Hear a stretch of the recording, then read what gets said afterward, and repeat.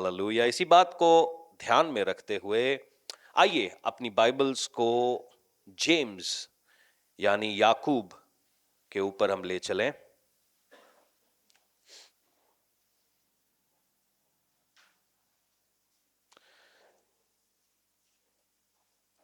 Bible की अंदर कुछ किताबें हैं जो बड़ी बेशकीमती, मतलब वैसे तो सारी बाइबल बड़ी बेशकीमती है, मगर कुछ किताबें हैं जो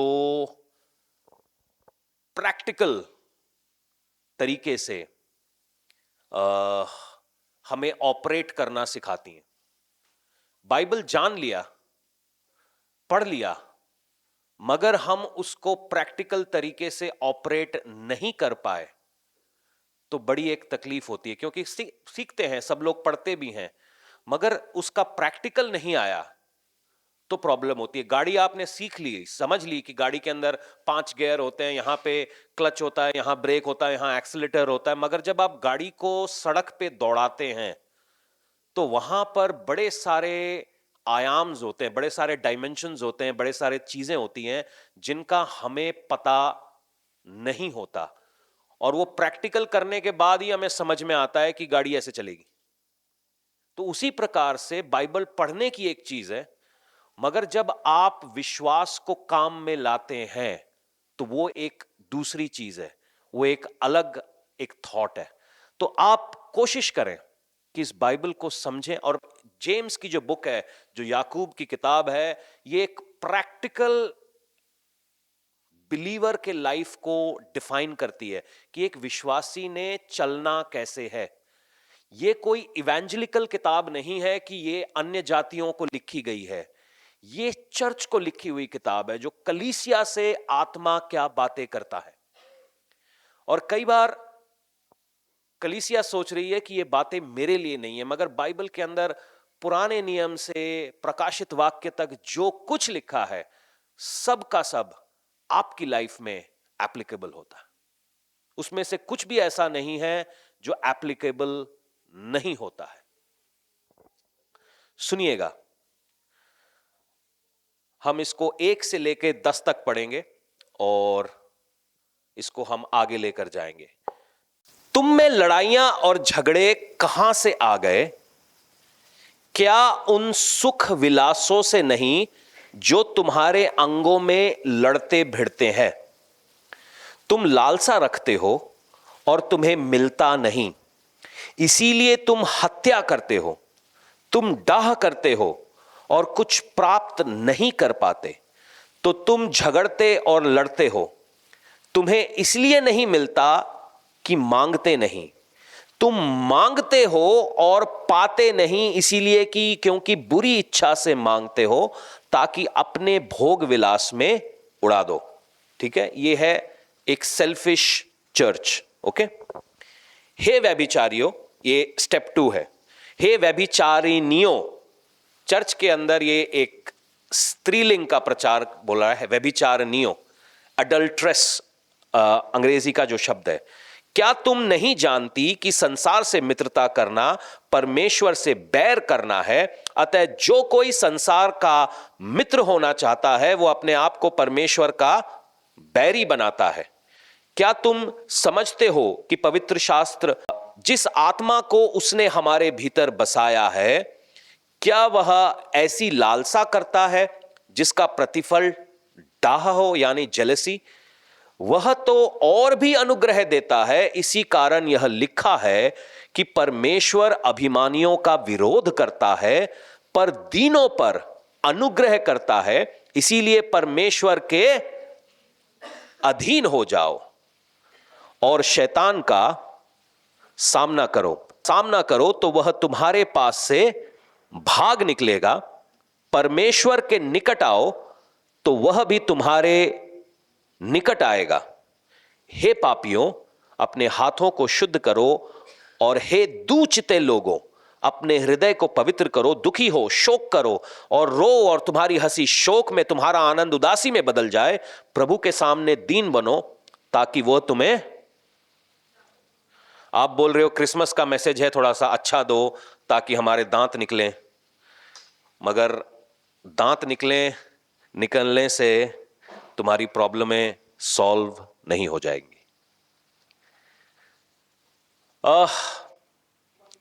ओके जी, इस आयत को समझने के लिए सबसे पहले हमें उत्पत्ति की किताब को या क्रिएशन को यानी उत्पत्ति को थोड़ा समझना पड़ेगा।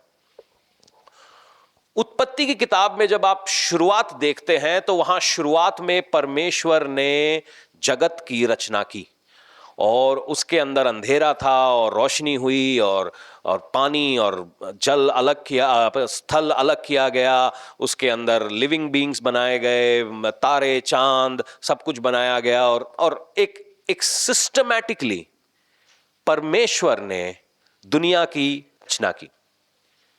और ये जब रचना कर चुका था तो उसने छठवें दिन आदम और हव्वा को बनाया और आदम के साथ परमेश्वर एक संगति में आया।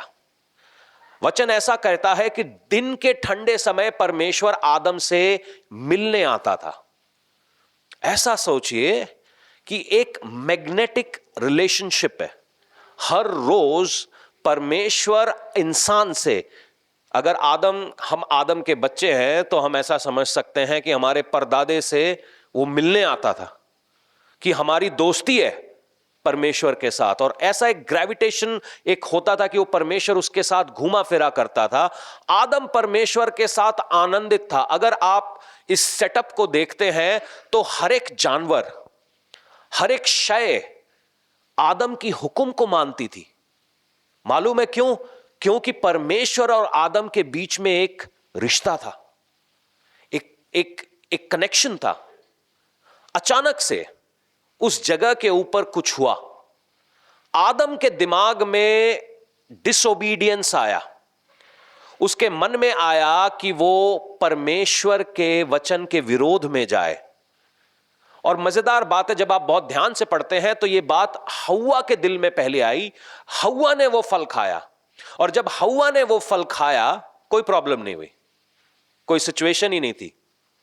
मगर वचन यूं कहता है कि जिस समय आदम ने फल खाया, सारे आदम एक बार हालेलुया बोलो, पंगा वहां से हुआ। क्योंकि जिसको अधिकार दिया हुआ था, जब उसने अधिकार का गलत इस्तेमाल किया तब शैतान हावी हुआ। जिसको अधिकार नहीं था, जिसको खा लिया, कोई प्रॉब्लम नहीं। मगर जैसे ही आदम ने फल खाया, वचन कहता है आदम की आंखें खुल गईं और सबसे पहले उसको और कुछ नजर नहीं आया, अपनी कमी नजर आई और उसने कुछ पेड़ों से अपने आप को ढक लिया। शाम के समय जब दिन का ठंडे समय हुआ, परमेश्वर आदम से मिलने आया और परमेश्वर आदम से पूछता है कि आदम कहां है? आदम छुप गया था। तो परमेश्वर ने आदम से पूछा कि क्या हुआ? मजेदार बात है, जो परमेश्वर सारी बातों को जानता है, आदम से एक सवाल पूछ रहा है कि क्या तूने वो फल खाया? परमेश्वर का फेथ आदम के ऊपर था। परमेश्वर ने एक आज्ञा दी थी कि इस फल को नहीं खाना, और ब्लाइंड फेथ था परमेश्वर का आदम के ऊपर कि ये नहीं खाएगा। जो सब जानने वाला परमेश्वर है, उसने आदम को एक ही हुक्म दिया। जब हम पुराने नियम को पढ़ते हैं 613 आज्ञाएं हैं, मगर एक हुक्म दिया। आदम वो एक हुक्म भी नहीं रख सका। और वचन कहता है कि परमेश्वर ने एक जानवर को मारा और उसकी खाल से आदम और हव्वा के लिए कपड़े बनाए और इसके बाद उनको आदन की वाटिका से निकाल दिया। सिन ने एक सेपरेशन पैदा किया आदम और परमेश्वर के बीच में। परमेश्वर ने पाप की वजह से आदम को मार नहीं दिया, बल्कि उसके पाप का बोझ, ये रिलेशनशिप मैं आपको इसलिए समझा रहा हूं, एक अपने ही क्रिएशन के ऊपर डाला कि चलो इससे गलती हो गई क्योंकि ये सर्वश्रेष्ठ है। उसने एक क्रिएशन के ऊपर डाला, वहां पर एक लहू बहाया गया और जब वो लहू बहाया गया और उस लहू से आदम और हव्वा को ढका गया उन कपड़ों से। ऐसा फर्ज करिए कि आदम के जो शरीर के ऊपर जब वो कपड़े गए तो उसमें से लहू बह रहा था और वो लहू पाप को कवर कर रहा था। इस पॉइंट को थोड़ा पकड़ के रखिएगा, क्योंकि ये वही लहू है जो नए नियम में प्रभु यीशु ने हमारे लिए बहाया और हमारे सारे गलती गुनाह को मिटा दिया। हमने जो कुछ भी गलत किया है वो इस लहू के जरिए से कवर होता है। परमेश्वर ने आदम को उस जगह से, उस अथॉरिटी से हटा तो दिया मगर छोड़ा नहीं, क्योंकि वो अपने वायदे का पक्का है। कलाम यूं कहता है कि मैं तुझे कभी नहीं त्यागूंगा, कभी नहीं छोड़ूंगा। तो परमेश्वर आदम के साथ था, मगर आदम अपनी धुन में था, अपने ही जोन में था। कई बार ऐसा होता है ना कि हम परमेश्वर को, कभी बच्चे होते हैं, वो जो हमारे बच्चे होते हैं उनसे काफी कुछ सीखने को मिलता है। हमारे बच्चे को मना करोगे, ये नहीं टच करना, ये स्विच बोर्ड को हाथ नहीं लगाना। अच्छा, स्विच बोर्ड को हाथ नहीं लगाएंगे मगर हम रेगुलेटर के साथ खेल लेते हैं, झटका वहां से भी लग सकता है। कई बार विश्वासी भी ऐसा करते हैं। हम उल्टी सीधी तस्वीरें नहीं देखेंगे मगर गाना थोड़ा सा ब्लू है पानी चला सकते हैं क्या? ये हमारे बगल में एक ये मैरिज हॉल है। मुझे कैसे पता चलता है क्रिश्चियन शादी है? क्योंकि पहले 5 मिनट अपा यसू दे बंदे यहां चलता है, और उसके बाद जब तक शादी होती है तब तक काली एक्टिवा, काले चश्मे, काला सूट, काला परांदा, पूरा मतलब। और फिर बीच में कहीं से पास्टर आते हैं, वो प्रचार उचार करते 2 मिनट के लिए, उसमें भी वो प्रचार पूरा नहीं हो पाता, उसी के बीच में हुर्र हो जाता है और मतलब शादी खत्म। पता मुझे उस दिन पता चल जाता है क्रिश्चियन मैरिज हो रही, क्योंकि पहला गीत था आपा यसू दे बंदिया और दूजा गीत काली एक्टिवा। मेरा जो पंजाबी म्यूजिक का ज्ञान है यहां से काफी बढ़ चुका है, तो मैं जानता हूं कि कोई नया गाना आता है, कब बजता है, कब कब क्या एंट्री पे कौन सा गाना बजेगा, एग्जिट पे कौन सा गाना बजेगा। तो जब एग्जिट का गाना भी है वो भी मुझे याद है कि वो ऐसा गाना बजता है तो इसका मतलब चलो पार्टी खत्म हो गई।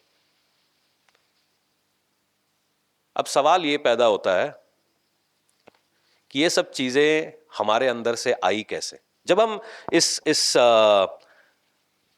जब हम आदम और परमेश्वर के रिश्ते को देखते हैं ना, there is a passion, God का पैशन, मतलब परमेश्वर का जुनून जाहिर होता है कि यार किसी तरीके से आदम को बचाना है। और वो जुनून अपनी चरम सीमा के ऊपर है जब परमेश्वर ने अपने इकलौते बेटे को दे दिया कि सारी दुनिया का बोझ इस बंदे के ऊपर आ जाए। ये जुनून को आप समझ नहीं पाएंगे जब तक आपका बच्चा को मार खाते हुए नहीं देखेंगे। आप अपने बच्चे को, फर्ज कीजिए आप अपना बच्चा जिसको आपने 9 महीने कोख में रखा, आपने उसको छोड़ दिया और बोले मारो यार इसको। जिसने भी किया हो, चाहे आपका बच्चा कितना भी बुरा हो, आप उसे मार खाता हुआ नहीं देख सकते, और वो भी किसी और के हाथों। और परमेश्वर ये सब होने देता रहा क्योंकि उसका पैशन था आदम और उसकी जनरेशन। यीशु मसीह जीवित हुआ, उसके घाव नहीं भरे, उसकी बक्खी में छेद था, उसके हाथों में छेद था, उसके पीठ पे अभी भी शायद कोड़ों के निशान होंगे, क्योंकि ये निशानी है कि ये बोझ मैंने तेरे लिए उठाया है। मैं ये समझता हूं कि जिसने कोड़ियों को चंगा किया खुद को चंगा नहीं कर सका। नहीं नहीं नहीं नहीं, आप अपने हाथों पर, वचन कहता है ना कि मैंने तेरे चेहरे को अपने हथेली पे गोद रखा है। ये वो जो निशान है, वो जो बैंत है, वो जो उसके हाथों में कीलों के निशान है, वो उसका पैशन जाहिर करते हैं कि वो हमको बचाने के लिए कितना पैशनेट है। सवाल यह है कि एक आदमी रिश्ते में पैशनेट है, हमारा पैशन कहां है?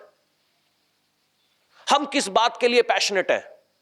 क्या चीज हमें ड्राइव करती है? सुनिएगा,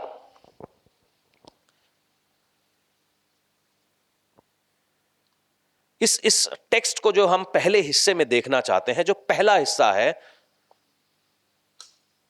बड़ी खूबसूरती से कहता है कि चर्च को बोल रहा है कि तुम में लड़ाइयां और झगड़े कहां से आ गए?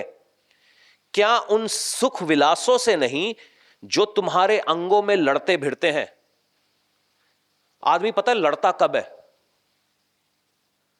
जब वो सुख विलास में डूबा हुआ होता है। आप थोड़ा सा सोचने की कोशिश करिएगा। आप पॉलिटिशियंस से बहुत कुछ सीख सकते हैं, और मैक्सिमम पॉलिटिशियंस पता है क्या होते हैं? Power hungry. उनको पावर की भूख है, उनको सेवा करने की भूख नहीं है, उनको पावर की भूख है। मैक्सिमम 100 में से कोई एक होगा जो यूं कहेगा कि यार मुझे सेवा करनी है। बाकी 99 जो हैं वो इसीलिए पॉलिटिशियंस बने हैं क्योंकि उनको पावर चाहिए। 2 गाड़ियां आगे चलें, 2 गाड़ियां पीछे चलें। मैं आज बोलता हूं कि जितने लेजिस्लेटिव असेंबलीज हैं, जितनी राज्यसभा है, जितनी लोकसभा है, उसके अंदर बेनिफिट देना बंद कर दो। इनको कहो कि सेवा करनी है तो फ्री में करनी पड़ेगी, देखो कितने करते हैं। पंजाब असेंबली के अंदर कुछ टाइम पहले, 6 महीने पहले झगड़ा चल रहा था इनकी वेतनों को लेकर कि भैया जितने एमएलए बने हैं उनकी तनख्वाहें बढ़ाओ, खर्चा नहीं झिल रहा। ये एक ऐसी तनख्वाह, एक ऐसा सीट है जिसमें आप चुन के आए हो, आपको चुना गया है ताकि आप इस जगह के ऊपर बैठे, ताकि आप देश का भला कर सकें। मगर पंजाब असेंबली के अंदर कुछ समय पहले एक डिबेट चल रही थी कि हमारी तनख्वाहें बढ़ाएं। तुम क्या आईएएस हो, आईपीएस हो? 5 साल के लिए तुम चुन के आए हो, और वो 5 सालों में जब तुम लोगों के घर जाते हो तुम ये बोलते हो कि हमारे को भैया सेवा का मौका दो। तो ये कौन सी सेवा है जहां तुम मेवा नाप रहे हो? सोचने वाली बात है। भारत की जनता, दुनिया की जनता को इस बात को सोचना चाहिए कि हो क्या रहा है। जब हमारे पास होता है तब आपस में भिड़ जाते हैं। भाइयों के बीच में झगड़े क्यों हैं? प्रॉपर्टी को लेके।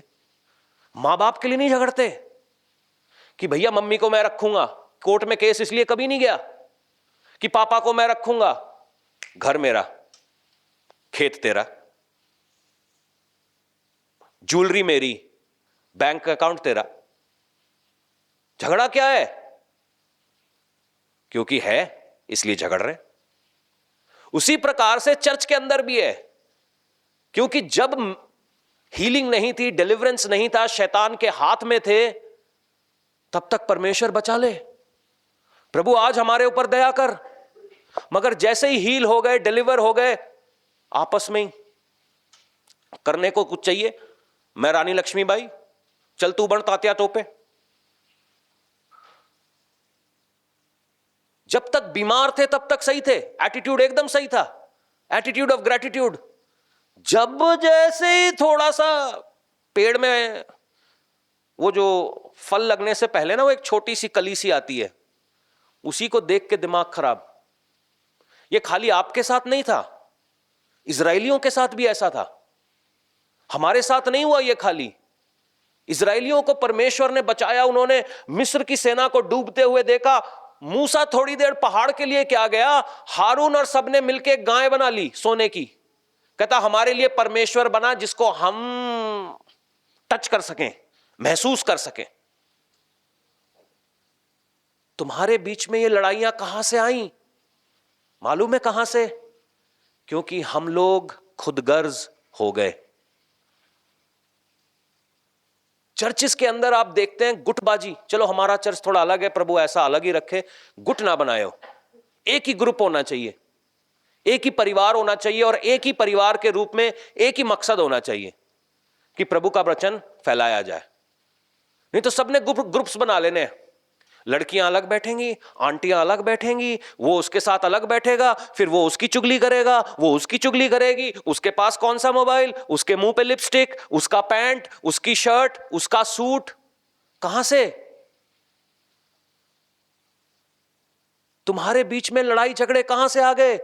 कल तक जब तुम्हारी पैंट फटी हुई थी, परमेश्वर से मांग रहे थे कि प्रभु ये पैंट फटी हुई है, इसको जोड़ दे। आज प्रभु ने जोड़ दी।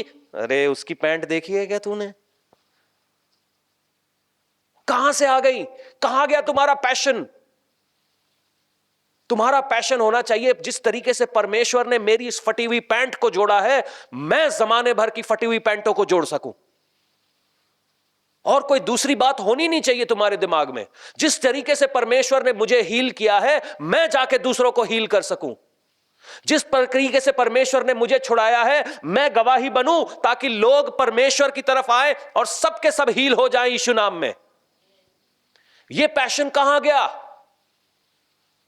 अगर आज भी आपको बिस्तर में से खींच के निकालना पड़ता है चर्च जाने के लिए, तो आपका उद्धार नहीं हुआ। अगर आज भी आप अपने आप को घसीट के चर्च लेकर आ रहे हो, तो आपका उद्धार नहीं हुआ। अभी भी एनकाउंटर बाकी है।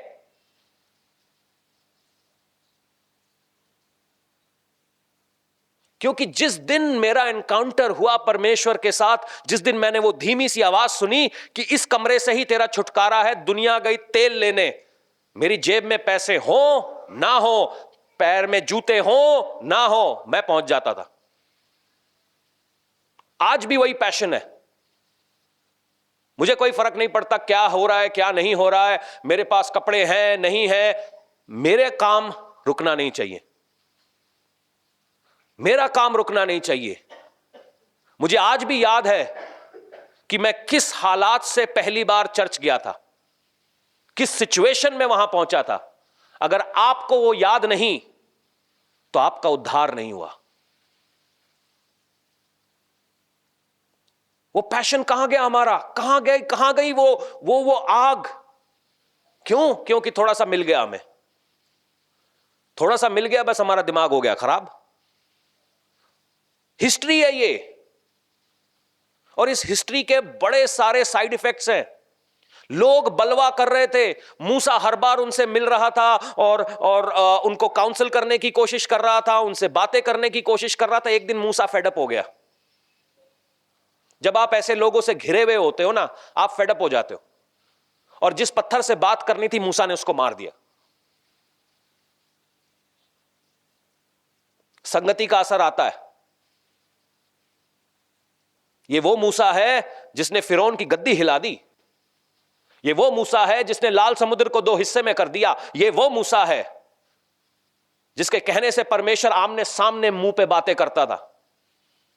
ये वो मूसा है जिसके चेहरे की ओर इजराइल देख ना सका, मगर जब लोगों के साथ ये डील करने लगा, दुनियावी लोगों के साथ, ये खिंच गया।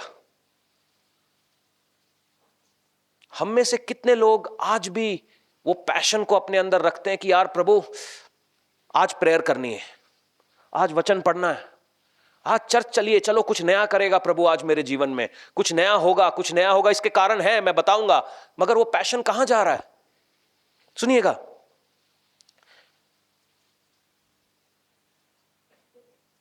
आपने कभी रॉकेट देखा है? अभी मंगलयान इंडिया से गया, सबका डीडी पे टेलीकास्ट हुआ था। बहुत सारी तस्वीरों में दिखाते हैं, जो दुनिया है ना, जो वर्ल्ड है, वो हमेशा आपको अट्रैक्ट करेगा, हमेशा। बहुत सारे लोग दुनिया में खींचे चले जाते हैं। इसमें बुरी बात नहीं है, मगर ये ऐसा है, अगर मैं अपने आप को ऊपर उछालूंगा तो नीचे ही आऊंगा, क्योंकि यहां पे ग्रेविटी काम कर रही है। ये दुनिया का सिस्टम है।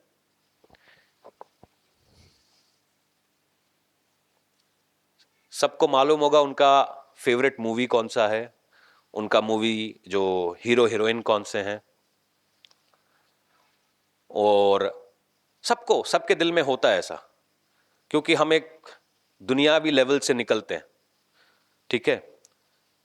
मगर जब तक हम परमेश्वर के टच में नहीं थे, परमेश्वर को जाना नहीं था, एनकाउंटर नहीं किया था, तब तक ये सही था। मगर जब हमने प्रभु को एनकाउंटर कर लिया, फिर भी उन्हीं चक्करों में घूम रहे। जो रॉकेट है ना, रॉकेट, उसको भी ग्रेविटी नीचे खींचती है, उसको भी दुनिया नीचे खींचती है। मगर रॉकेट के अंदर बूस्टर्स लगे हुए होते हैं, जिनको वो अर्थ के ग्रेविटेशनल पुल से बाहर जाकर 45,000 या 50,000 फीट पे जाकर वो बूस्टर्स को छोड़ देता है, और रॉकेट अपने आप तैरने लगता है। जो नीचे से रॉकेट के अंदर जब ऊपर जाना होता है ना, उसको पूरी ताकत लगानी होती है, उसको फास्टिंग करनी पड़ती है, उसके अंदर प्रेयर को होनी पड़ती है, उसको वचन पढ़ना पड़ता है, उसको हर मीटिंग में जाना पड़ता है। ये एक डिसिप्लिन है। और जब ऐसा कर रहा होता है ना रॉकेट, बहुत सारा फोर्स, मतलब 12G फोर्स, मतलब आपका सारा जो सर का खून है वो आपके पांव में आ जाता है, और तब जाके रॉकेट कहीं आसमान में लहराता और स्पेस में जा सकता है। स्पिरिचुअल लेवल में भी ऐसा ही है। दुनिया आपको खींचती रहेगी, अट्रैक्ट करती रहेगी, आप खींचते जाओगे। कल तक गाना चल रहा था आज ब्लू है पानी, तो हम ब्लू पानी को ढूंढ रहे थे। जब हमें ब्लू पानी खत्म हो गया, आज कोई नया गाना चला है, काली एक्टिवा, हम काली एक्टिवा को ढूंढ रहे हैं। गाने सीजन के हिसाब से चेंज होते हैं, परमेश्वर नहीं बदलता। ना मेरा पैशन बदलना चाहिए। जब मैं बीमार था तब मेरे अंदर पैशन था, प्रभु एक बार चंगा कर, प्रचार करूंगा। जैसे ही ठीक हो गया, वांडे चले, चल पाई, दिहाड़ी लगाइए। कल तक तुम बिस्तर में थे, हैं? तुम्हारे को टॉयलेट जाने के लिए एक आदमी की जरूरत पड़ रही थी, आज जैसे ही परमेश्वर ने ठीक कर दिया, दिहाड़ी लगाइए। बड़े मतलबबाज हो यार, बड़े मतलबबाज हो। क्योंकि मैं बताता हूं, जो चुने हुए होते हैं ना, वो कभी दुनिया में फिट नहीं हो सकते, क्योंकि परमेश्वर ने उन्हें चुना है। पता वचन क्या कहता है? जॉन 6, यूहन्ना 6 उसका 44 खोल लो। प्रभु यीशु मसीह यूं कहते हैं कि कोई मेरे पास नहीं आ सकता जब तक पिता जिसने मुझे भेजा है उसे खींच ना ले, और उसे अंतिम दिन में मैं फिर जिलाऊंगा। अगर आज आप प्रभु यीशु को जान पाए हैं तो इसलिए नहीं जान पाए कि आप बहुत ही सच्चे, अच्छे, ग्रेट व्यक्ति थे, आपके जैसा और कोई नहीं है, मगर परमेश्वर ने इस दुनिया की नींव रखने से पहले आपको चुन लिया था ताकि आप प्रभु यीशु में बचाए जाएं। यूहन्ना रचित सुसमाचार उसका 6 का 44, जॉन 6:44।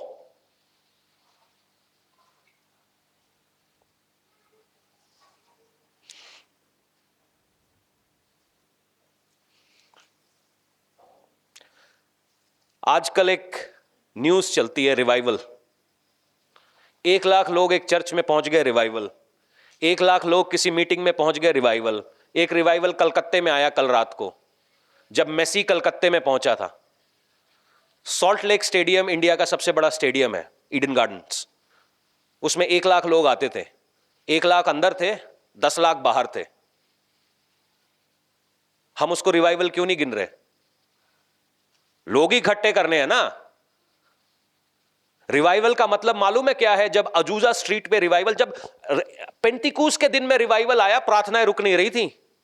वचन यूं कहता है, हर रोज किसी के घर में मिलते थे, वहीं पे खाना होता था, वहीं पे रोटी तोड़ते थे, वहीं प्रार्थना करते थे। प्रार्थनाएं नहीं रुक रही थी इनसे। अजूजा स्ट्रीट के अंदर भी यही रिवाइवल हुआ, प्रार्थनाएं नहीं रुक रही थी। पिट्सबर्ग के अंदर भी यही रिवाइवल हुआ। यह कौन सा रिवाइवल है कि लाख लोग एक जगह पर पहुंच जाते हैं मगर शहर का क्राइम रेट नीचे नहीं आ रहा? यह कौन सा रिवाइवल है जहां पे व्यभिचार नीचे नहीं आ रहा? वो चर्च में जाते हैं इसलिए कि व्यभिचार करें, क्योंकि घरवाला पसंद नहीं, घरवाली पसंद नहीं, वो बैठे हैं ऐसी जगह पर प्रेयर पार्टनर्स लेके कि वो रिवाइवल हो रहा है, दूसरा रिवाइवल हो रहा है। वो 1 लाख आदमी अगर एक जगह पर इकट्ठा हो गया और शहर का क्राइम रेट नीचे नहीं आया तो ये रिवाइवल नहीं, ये जोक है। मैं नहीं मानता इस बात को, क्योंकि हिस्ट्री बताती है जब जब रिवाइवल आया है दुनिया रुक गई है, सिचुएशंस चेंज हो गई है, चोरों ने चोरी करना बंद कर दिया। यह कौन सा रिवाइवल है जहां पे लोग ठेकेदारी करने लगते हैं चर्च के अंदर? हमारा हाल बाहर वालों से बुरा कर दिया है और उसका नाम दे रहे रिवाइवल। अगर किसी ने 1990s में माइकल जैक्सन का कॉन्सर्ट, ये मैंने अपनी आंखों से देखा, टिकट वाले बाहर खड़े थे, टिकट वाले बाहर खड़े थे।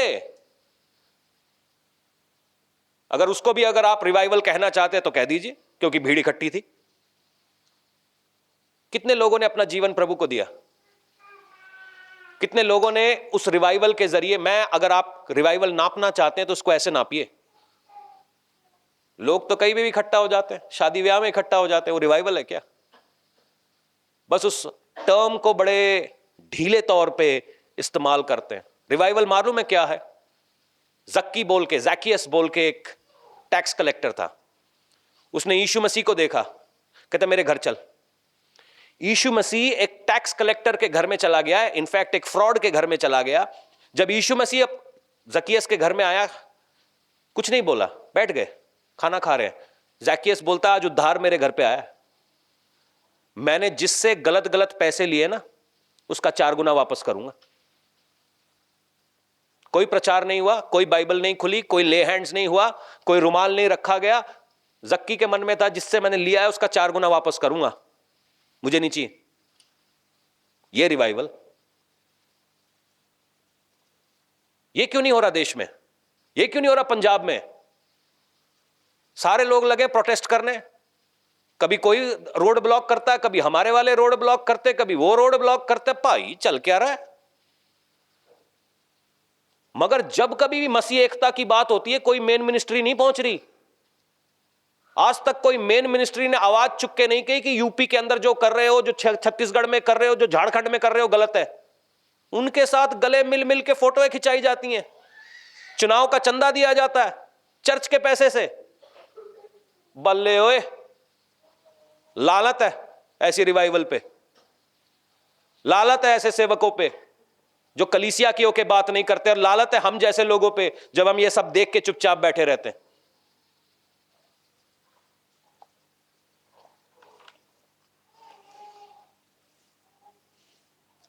चर्च को दुनिया खींच रही है। एक बॉर्न अगेन बिलीवर का मतलब यह है कि जितने बार आप प्रेयर में जाओगे, परमेश्वर आपको चेंज करेगा, आपको उतना ही दुनिया से अलग करेगा जितनी बार आप प्रेयर में जाओगे। 10 साल से चर्च में बैठे, फर्क कुछ नहीं, तो फिर आपका मिलाप नहीं हुआ परमेश्वर से, आप परमेश्वर से मिले नहीं हो। क्योंकि जितनी बार आप मिलोगे ना प्रभु से, पवित्र आत्मा अंदर ही अंदर ना वो डालती रहती है, वो देखा है ना, टक टक टक टक होती रहती है कि प्रभु कब बदलूं, कैसे चेंज करूं, कैसे चेंज करूं, हो नहीं रहा मुझसे, मुझसे ये छूट नहीं रही, ये सिगरेट हाथ से छूट नहीं रही, मेरे से ये शराब नहीं छूट रही। अंदर चलता रहता है कि कैसे अपने आप को होली करूं। ये कोई और कह नहीं रहा, कोई प्रचार की वजह से नहीं हो रहा, वो पवित्र आत्मा जिसमें आप बनाए गए हैं, जिसको जो आपके अंदर डाली गई है, ये बदलाव वो लेकर आ रहा। ये कोई हमारी वजह से नहीं हो रहा कि हम बहुत ग्रेट हैं, ये होली स्पिरिट की वजह से हो रहा है जो आपको बदलाव पे मजबूर कर रही है। वो एक खाली चंगाई की आत्मा नहीं है, ये फॉल्स बातों के अंदर हम जुड़ गए हैं। वचन यूं कहता है कि असमान जुए में मत जुतो। एक विश्वासी जब अविश्वासी से शादी कर लेता है, मेरी बात को गौर से सुनिएगा, वचन मालूम है क्या कहता है? एक विश्वासी की शादी, हमने अपनी जरूरतों को पूरा करने के लिए, चर्च में कोई ना मिला हमें, बाहर ढूंढ लेंगे जी। कोई लड़की थी नहीं चर्च में, मैं ये लोकल चर्च की बात नहीं कर रहा हूं, ओवरऑल बात कर रहा हूं, कोई मिली नहीं हमें, हमने बाहर देख लिया अपना। शुरुआत में सब अच्छा था, क्योंकि वचन यूं कहता है कि जब 2 इंसान शादी में हो जाते हैं, वो एक देह हो जाते हैं, वो एक हो जाते हैं। कैसे? जो बहन सिंगापुर में बैठी है उसके पेट का दर्द हमें कैसे पता? क्योंकि एक देह है। अब यही सोचो, कोई बाहर चला जाता है, विश्वास में परे हो जाता है, और जब हम उनके साथ अपने योक्स कर लेते हैं, हम जुड़ जाते हैं, जुए में जुट जाते हैं, तो वो एक धुन पर चल रहे हैं, हम एक धुन पर चल रहे हैं। फिर कहते हैं पास्टर जी प्रेयर करो, मेरी बीवी मेरी बात नहीं सुनती, वो तो दिन रात वो फिल्मी गानों पे डांस करती रहती है। तो तुझे पहले नहीं पता था?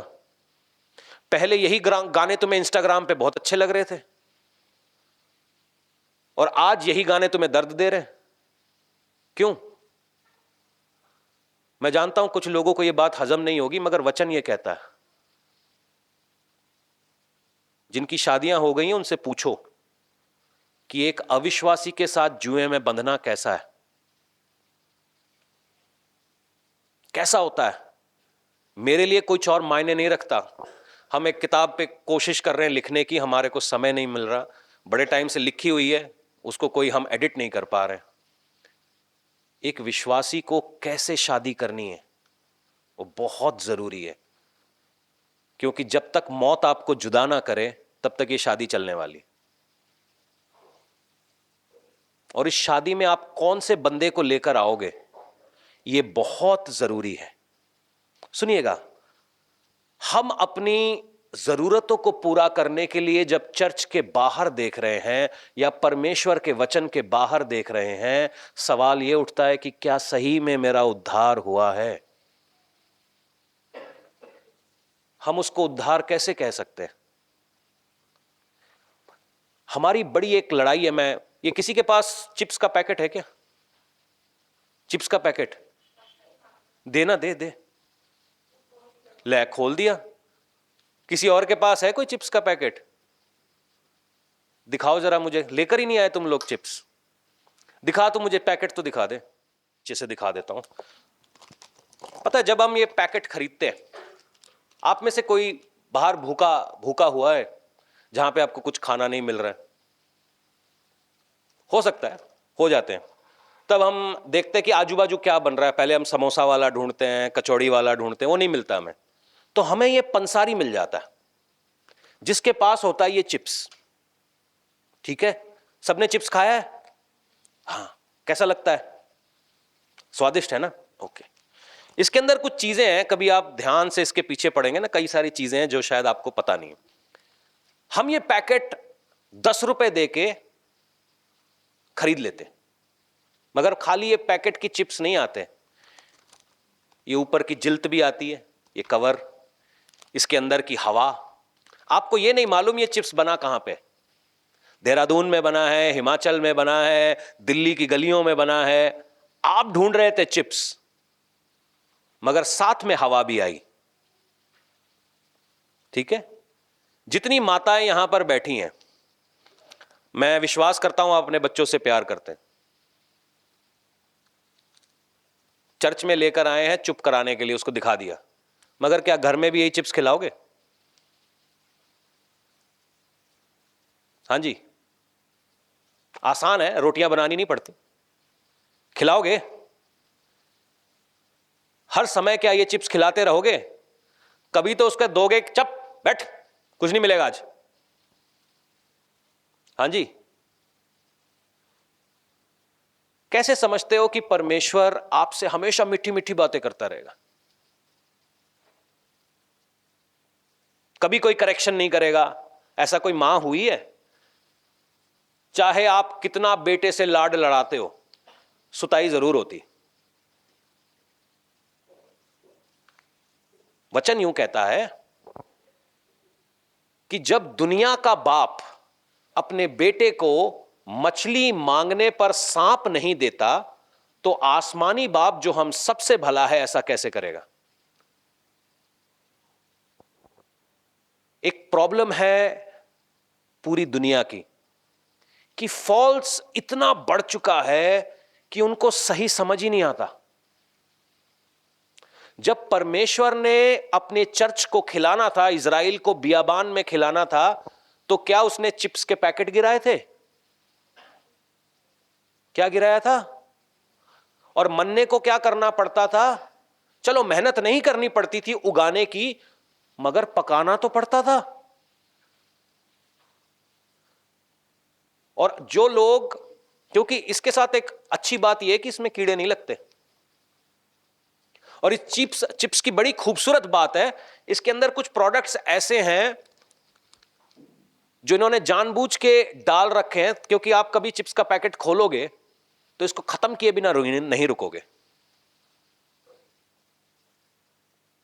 कभी ऐसा हो गया, कभी आप अपने आप के साथ कोशिश करना कि एक चिप्स का पैकेट खुला हुआ है, आप इसको बिना खत्म किए हुए नहीं रुकेंगे, क्योंकि इसके अंदर कुछ है जो आपको अपनी ओर बार बार अट्रैक्ट करता रहता है। वो चीजें यहां मेंशन्ड है पीछे। आपको पता भी है कि मेरे शरीर को ये नुकसान कर रहा है, मगर फिर भी कुछ होता है आपकी जबान में। झूठी शिक्षाओं के साथ भी यही होता है झूठे टीचर्स के साथ भी यही होता है, झूठी मिनिस्ट्रीज के साथ भी होता है। आपको पता है कि ये मेरे को नुकसान कर रही है, मैं सीख कुछ भी नहीं रहा हूं, मगर फिर भी हम, क्योंकि मुंह के लिए अच्छा है। How to be blessed, how to be blessed with sin, ये होना चाहिए टीचिंग का, कि सिन करते रहो, परमेश्वर तुम्हें फिर भी ब्लेस करे जाएगा। कि जो परमेश्वर ने आपको करने को कहा था, कि आपने वो बदलाव लाए। परमेश्वर मुझसे बात नहीं कर रहा, क्यों बात करे परमेश्वर आपसे? जो पहला काम आपको दिया था अपने जीवन को ऑर्डर में लाने के लिए, क्या आप लाए? मैं जानता हूं ये वचन लोगों के कानों में पड़ के टेनिस बॉल की तरह बाउंस कर रहे होंगे, क्योंकि इसके अंदर शायद आपको सीधे तौर पे आपका छुटकारा, आपका हीलिंग, आपका डिलीवरेंस नजर नहीं आ रहा। मगर अगर आप परमेश्वर के हिसाब से अपने आप को ढाल लें, तो पता कलाम क्या कहता है? इसी के अंदर लिखा है, यहां पे बड़ी तगड़ी तरीके से कहा गया है चर्च को, हे व्यभिचारिणियों, क्या तुम नहीं जानती कि संसार से मित्रता करनी परमेश्वर से बैर करना है? अतः जो कोई संसार का मित्र होना चाहता है वो अपने आप को परमेश्वर का,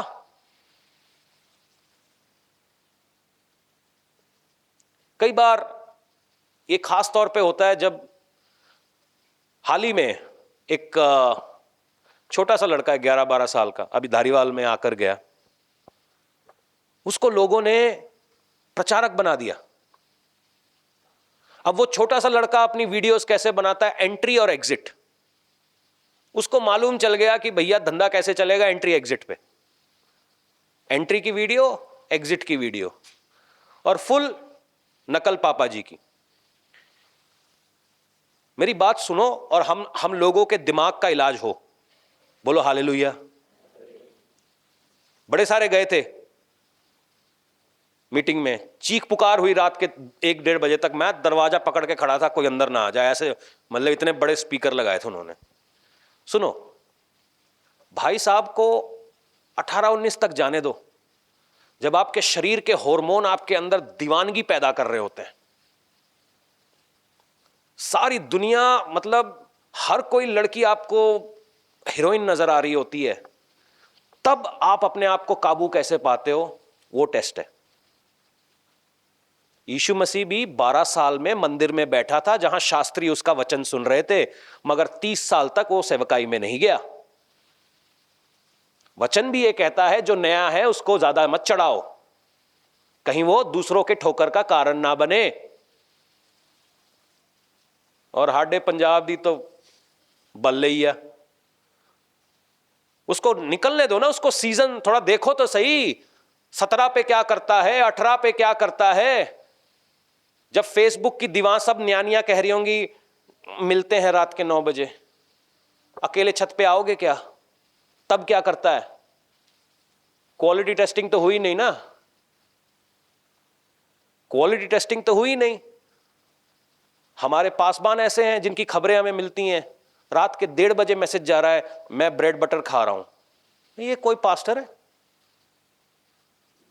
किसी लड़की को मैसेज डाल रहा है मैं ब्रेड बटर खा रहा हूं, तेरी बीवी को पता है तू ब्रेड बटर खा रहा है और सारी जमाने में तू डाल रहा है? काम इदा दे हो सामने बैठ के, जे आपने मेरे से बात करनी है, जो परमेश्वर ने मेरा हिस्सा दिया वो मेरे साथ बैठेगी, वरना बात ही नहीं, कल्ले कुल्ले कोई बात नहीं।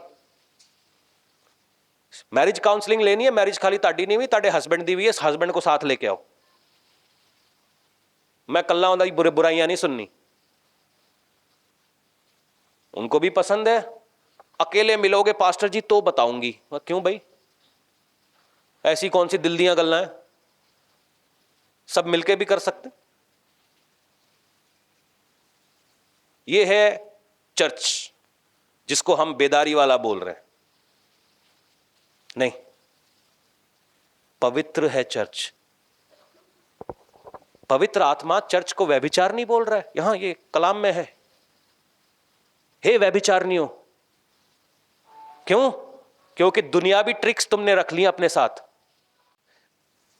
5वीं आयत यूं कहती है कि क्या तुम यह समझते हो कि पवित्र शास्त्र व्यर्थ है, बाइबल व्यर्थ है, बेकार की किताब है। पूरी दुनिया में बड़ी सारी किताबें लिखी गई हैं, मगर एक ही किताब को बोला गया है बाइबल, जो पवित्र शास्त्र है। जिस आत्मा को उसने हमारे भीतर बसाया है, क्या वह ऐसी लालसा करता है जिसका प्रतिफल ढाओ? क्या लालची आत्मा मिली? क्या पवित्र आत्मा कभी किसी को आगे बढ़ता हुआ देख ललचाएगी या खुश होगी? क्या किसी की तरक्की से, किसी की ब्लेसिंग से पवित्र आत्मा झुंझलाती है? अगर ऐसी है तो उस बंदे के अंदर पवित्र आत्मा है ही नहीं। अगर आप चर्च में बैठ के किसी और को ब्लेस होता हुआ देख चिढ़ रहे हो, तो मैं चाहता हूं आज से फास्टिंग करो। भला उसका सूट मेरे सूट से अच्छा कैसे? अरे हु केयर्स। पता क्या हुआ? 70 चेलों को यीशु मसीह ने जोड़ों में भेजा, वापस आए सबके सब बड़े एक्साइटेड, प्रभु बीमारियों ने, हमने बीमारों को चंगा कर दिया, दुष्ट आत्माएं हमारा कहना मानती हैं। यीशु मसीह ने बोला चुप करो, इस बात से खुश हो कि तुम्हारा नाम जिंदगी की किताब में लिखा है। जिसको तुम वैल्यूएबल समझ रहे हो, 2 मिनट का खेल है वो। क्या हमारा उद्धार हुआ है? सुनिएगा आगे आगे, अभी खत्म नहीं हुआ। वह तो और भी अनुग्रह देता है, इस कारण लिखा है परमेश्वर विरोधियों, अभिमानियों का विरोध करता है, पर दीनों पर अनुग्रह करता है। अगर आज आपको किसी सिचुएशन से निकलने की जरूरत है, आपकी लाइफ में कोई सिचुएशन है, तो प्रभु के आगे दीन हो जाओ। वो आपको ग्रेस देगा, जो आपको आपकी बीमारी, आपके घर के झगड़े, आपके बिजनेस, आपके काम में आपको ब्लेस करेगा। अगर आप घमंड लेके परमेश्वर के सामने गए, जो कि कुछ मतलब शुरुआत में मैंने एक पिक्चर देखी थी जहां पे श्री अमिताभ बच्चन जी कह रहे थे, जो आज तक किसी के घर की सीढ़ियां नहीं चढ़ा हुआ वहां पे खड़ा है। मुझे लगा यीशु मसीह ऐसे ही मानता होगा, तो मैंने भी अपनी आवाज को थोड़ा गहरा किया और कहा कि देख मैं यहां पर आ गया हूं। उसके अगले दिन से मेरे सुताइयां हुई, मैं सब सब्जेक्ट्स में फेल। फिर मैंने कहा ये तो चला नहीं। सिनेमा हॉल में तो बड़ी तालियां बजी थी, ये कैसे नहीं चला? कह रहा जो मूवी में चलता है वो जीवन में नहीं चलता। 2-3 महीने लग गए मुझे ठोकर खा के अकल आते आते। उसके बाद मैं फास्टिंग में गया कि प्रभु देख मैं पास नहीं हुआ तो मेरे बाप की फीस डूब जाएगी, और उसने मुझे बगल में कूटना बड़ा है, मुझे पास करा दे। बिना लिखे लिखे पास हुआ हूं, अगर ये पंगा तुम नहीं लेना। हर बार नहीं हुआ ऐसा, कुछ बार हुआ। मैं क्या लिख के आ रहा हूं मुझे खुद नहीं पता, मगर नंबर बढ़िया आ रहे थे। ये प्रभु के हाथ में था। मगर जब तक वो एटीट्यूड में रहा ना, मैं जो किसी के दीवार नहीं चढ़ा आज देख तेरे यहां पे खड़ा है, तब तक कुछ नहीं हुआ भाई। फिल्मी डायलॉग फिल्म में ही अच्छे लगते, क्योंकि वचन ये कहता था। तब मुझे बाइबल भी नहीं पता थी, मुझे फिल्में पता थी, तो इसीलिए मैं दुनिया से दोस्ती करके परमेश्वर के सर के ऊपर बंदूक रख के काम करवाना चाह रहा था। हुआ नहीं कुछ भी, टाए टाए फिस। ये अपने एक्सपीरियंस को बता रहा हूं ताकि आप ऐसी गलतियां ना करें। सुनिएगा, इसीलिए परमेश्वर के अधीन हो जाओ और शैतान का सामना करो, तो वो तुम्हारे पास से भाग निकलेगा। पहले दीन बनो, फिर सबमिट टू गॉड, और फिर शैतान का सामना करो। क्योंकि जब तक आपके पीछे परमेश्वर की बैकिंग नहीं है, तब तक वो आपकी पिटाई करता रहेगा। और परमेश्वर की बैकिंग कैसे आएगी? परमेश्वर के वचन पर चलने से। और परमेश्वर का वचन क्या है? जो कि आपने उल्टी सीधी बातें सीखी हैं उसके कॉन्ट्ररी है, उसका विपक्ष है, उसका विपरीत है। जब मेरी मां मेरे पापा से साड़ी लेना चाहती थी ना, सूट लेना चाहती थी, 3 दिन वो दंगा करती थी। ये तो 2 दिन में ही मान जाते। ये कोई तरीका नहीं है सूट लेने का, ये जेजेबेलिक ऑपरेशन है। शैतान की बाह फड़ोगे, वो तुम्हारा गला फड़ेगा। फिर रात को फोन करके मेरे को नहीं कहना कि दबाव हो गया। देखो इसके अंदर वीजे भी नहीं है, चंगाइयां भी नहीं है, मगर अगर हमें पता चल गया कि प्रभु के आगे कहां झुकना है, तुम्हें कोई टिका नहीं सकता, तुम्हारा गोडा कहीं नहीं झुकेगा। जो इस प्रिंसिपल पर चलते हैं, जो इस सिद्धांत पर चलते हैं, उनका गोडा और सर कहीं नहीं झुकता, चाहे कितनी बड़ी लड़ाई तुम्हारे खिलाफ हो। सुनिएगा, जब कभी भी हम दुनिया से दोस्ती करते हैं तो उसको कितने को यह जानना है कि हम दुनिया में हैं या बाइबल में।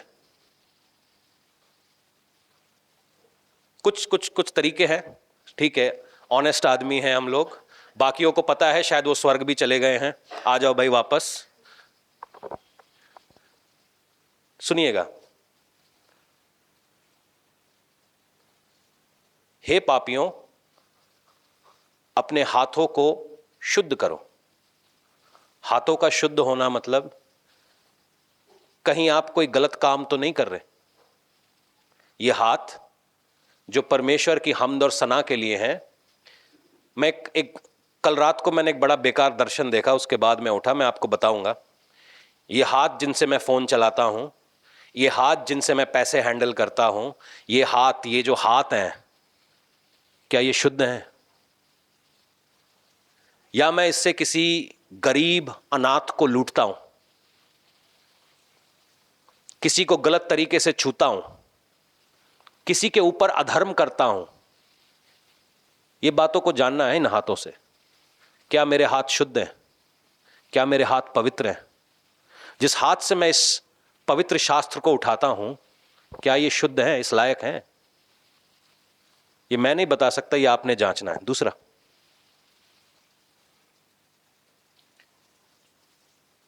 और हे दो चिते लोगों, अपने हृदय को पवित्र करो। दो चिते मतलब डबल माइंडेडनेस। ये करूं कि वो करूं? वचन तो कहता है दशमांश देना चाहिए, मगर अगले महीने, अगला कभी महीना नहीं आएगा। एक मैंने टीचिंग निकाली कि टाइद देना जरूरी है या नहीं, मलाकी 3 भी कोट किया।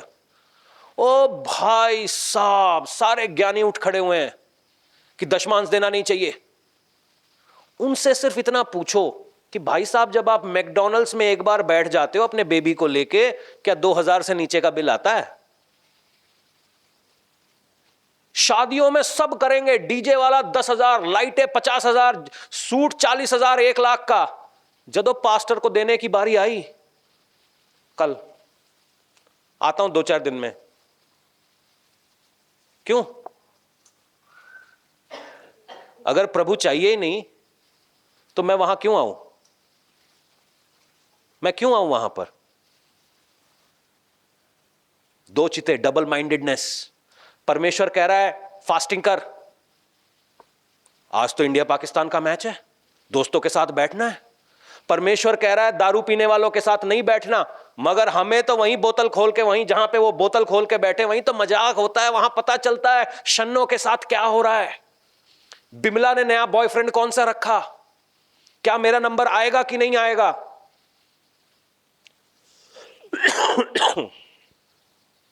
Double mindedness. अगर आप भी अभी भी डबल माइंडेड हैं, चर्च जाना चाहिए कि नहीं?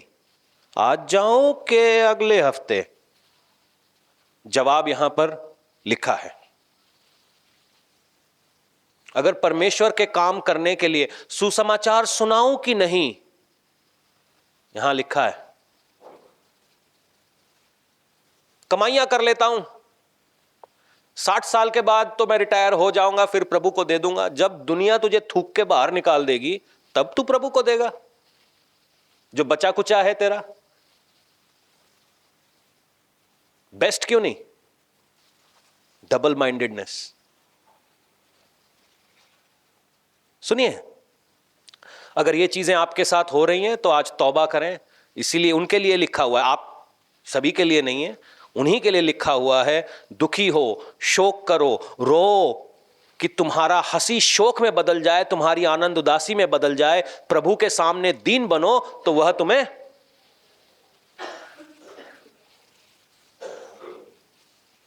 सुनिएगा।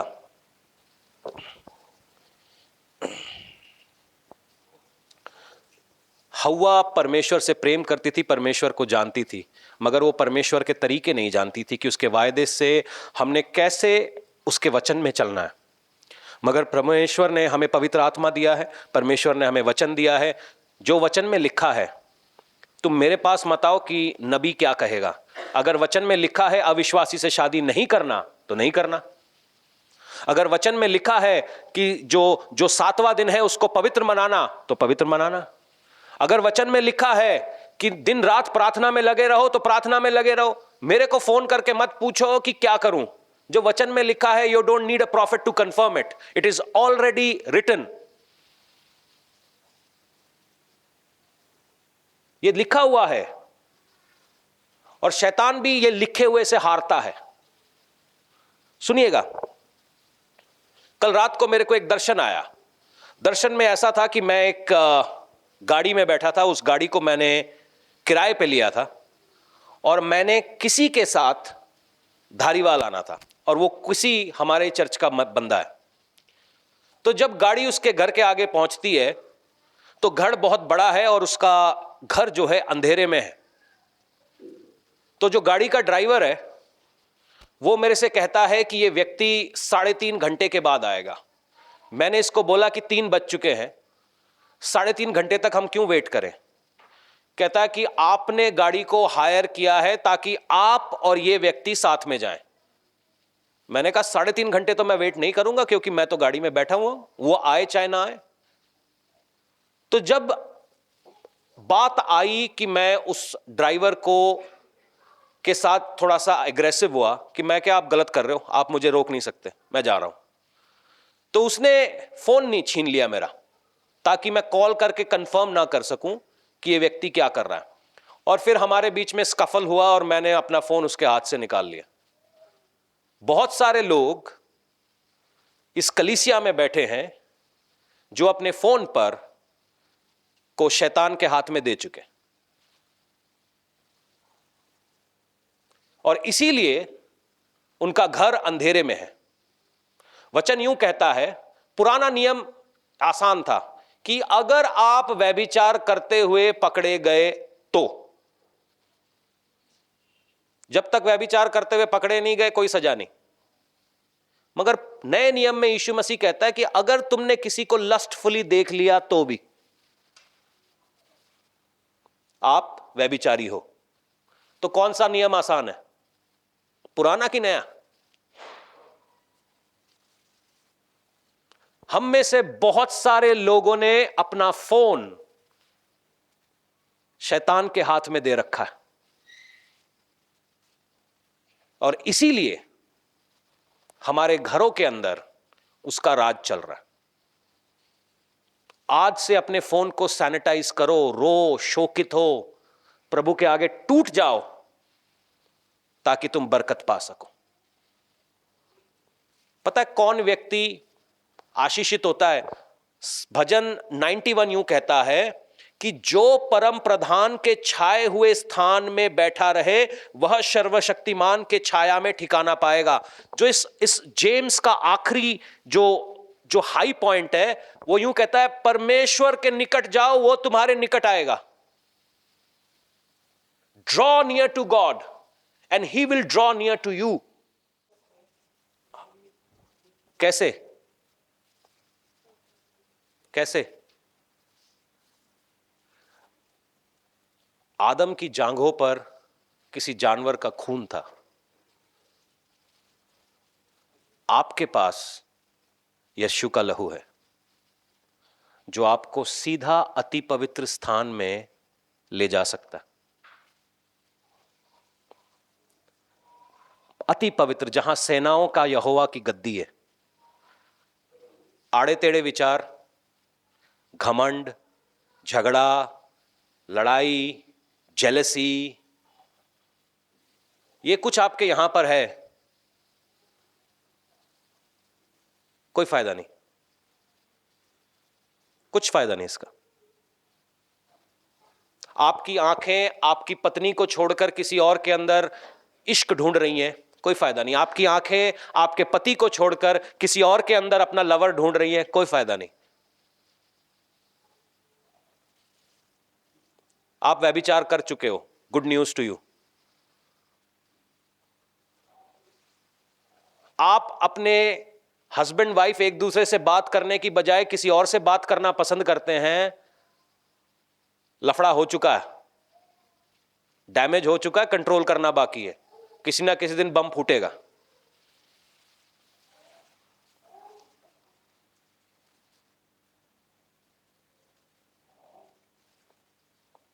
दीन बनो, दीन बनो। अगर ऐसी कुछ बातें हमारे अंदर चल रही हैं जो हमें एटीट्यूड में रखना चाहती हैं कि तेरी टोर बनी रहे, आप गलती कर रहे हो, वो तुम्हारी नहीं सुनेगा। You are sadly mistaken. हमारा हाल इस चिप्स खाने वाले की तरह ना हो जाए। चिप्स का पैकेट बड़ा एटीट्यूड में होता है क्योंकि इसके अंदर नकली वाला चिप्स है। चावल की बोरी देखिए, मंगाऊं, उसके अंदर जरा सी भी हवा नहीं होती। जो आपको कैंसर दे रहा है, जो आपको इंटेस्टाइन को खराब कर रहा है, उसमें एटीट्यूड देखो, एटीट्यूड देखो उसका। ऐसी पैकेजिंग किसी चावल की बोरी की आपको नहीं मिलेगी। जो आपको पोषण देता है, हो सकता है पैकेजिंग खराब हो, मगर बंदा वही है। हालेलुया की आवाज नहीं है ये आपकी, क्योंकि आप इतने चिप्स के साथ अट्रैक्टेड हो ना, क्योंकि आपका फेवरेट हीरोइन इसको खाती है, ओ हो आग लग गई। वो आपके अस्पताल के बिल नहीं देगी। उसने एक्टिंग करनी थी 30 सेकंड के लिए, उसने उसके लिए करोड़ों छाप लिए, बिल आपने देने अस्पताल के। आपने क्या बनना है, चावल की बोरी या चिप्स का पैकेट? ये आपके ऊपर है। आइए प्रार्थना करें। वचन क्या कहता है? जो परमेश्वर की छाया में ठिकाना, छाया, मेरी छाया कितनी दूर तक पड़ सकती है? मेरी छाया पड़ नहीं रही, पड़ रही है, पड़ रही है। हाँ, मेरी छाया इतनी दूर तक ही पड़ सकती है। इस रेंज से जो बाहर जाएगा वो मेरी रीच से बाहर है। मेरी बात को सुनिएगा बहुत गौर से। परमेश्वर की भी छाया एक रेंज तक है। उस दायरे से आप बाहर गए तो आप अपने ऊपर।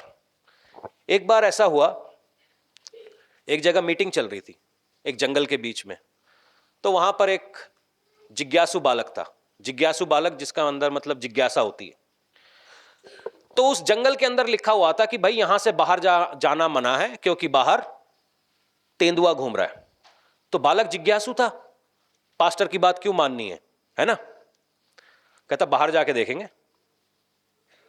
तो लेफ्ट गया, राइट गया, नॉर्थ गया, ईस्ट गया, उसको कहीं से जगह मिल गई। जैसे मैं बोलता हूं भाई देखो ऐसा नहीं करना, वो कुछ और करके बैठे। मैं बोल रहा हूं फोन नहीं चलाना, पास्टर जी टीवी देख लिए। मैं फोन नहीं चलाना, मैं टीवी देख लिए पास्टर जी, फोन नहीं चलाने दे आपा। पापा जी बस 5 मिनट में व्हाट्सएप चलाना, बस स्टेटस देखना, मैं वध नहीं।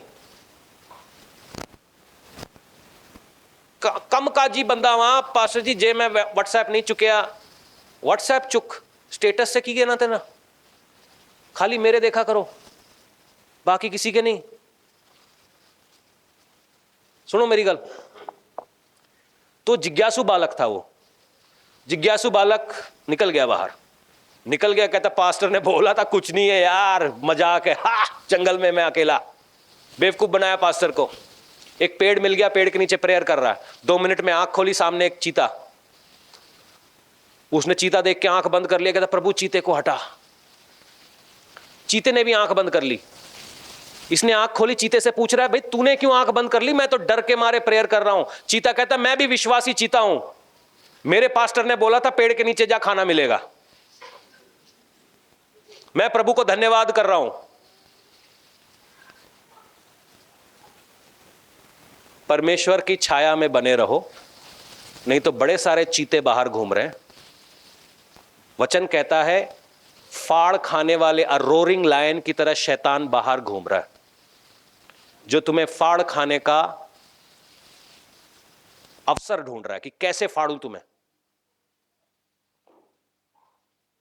गल मनोगे बचोगे, नहीं मनोगे तो किसी की नाश्ते की प्लेट में बने होगे। तो डिसीजन आपका। क्या आप आज अपने आप को दीन करने के लिए तैयार हैं?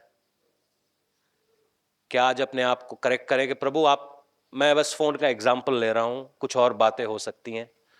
आज आप प्रभु से पूछे कि प्रभु मेरे जीवन में क्या चीज है जो मुझे घमंडी बनाती है, मुझे डबल माइंडेड बनाती है, मेरे से गलत काम कराती है, क्या चीज है मेरे अंदर? आज मुझे एक बार चेक करिए होली स्पिरिट। आइए हम प्रार्थना करें, वर्शिप टीम मेरी मदद करें कि हम परमेश्वर से मांगे। जो लोग ऑनलाइन भी देख रहे हैं, आप सभी से गुजारिश है,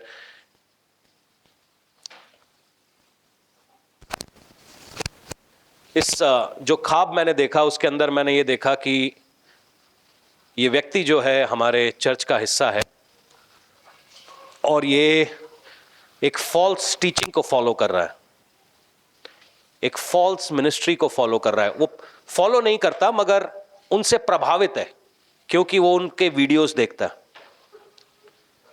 और क्योंकि वो उनके वीडियोस देखता है, ये अंधेरा उनके घर से बाहर नहीं जा रहा। ये 3 बजे की कहानी है, प्रभु मेरा गवाह है, ये जोक नहीं है। तो प्लीज अपने आप को चेक करिए कि कोई भी आलतू फालतू चीज ना देखें। एक भाई हमारे साथ यहां पर हैं, बड़े अच्छे भाई हैं हमारे, उनके जीवन में अचानक से व्यभिचार के ख्वाब आने लग गए।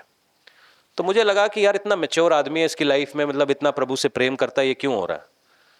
फिर जब थोड़ा चेक किया तो पता चला ये भाई साहब अभी ऑनलाइन है मेरे साथ, कि ये किसी के वीडियोस देख रहे थे और इनको भी लग रहा है कि ऐसा क्यों हो रहा है, क्योंकि ये कहता मैं तो प्रभु का वचन सुन रहा हूं।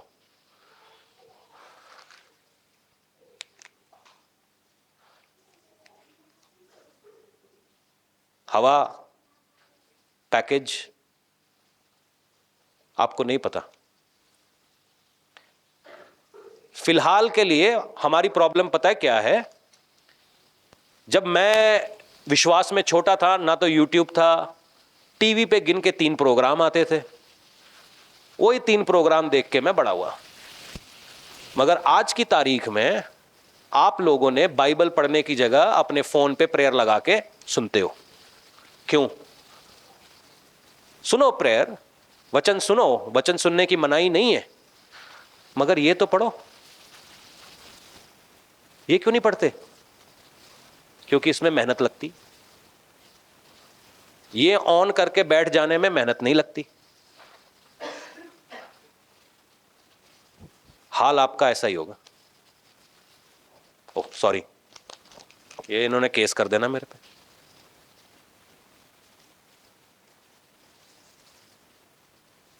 प्लीज आज से चिप्स बंद। हाँ जी, जो लोग ऑनलाइन भी देख रहे हैं, चिप्स बंद। जिसका पता नहीं उसको चखो नहीं। आइए प्रार्थना करें।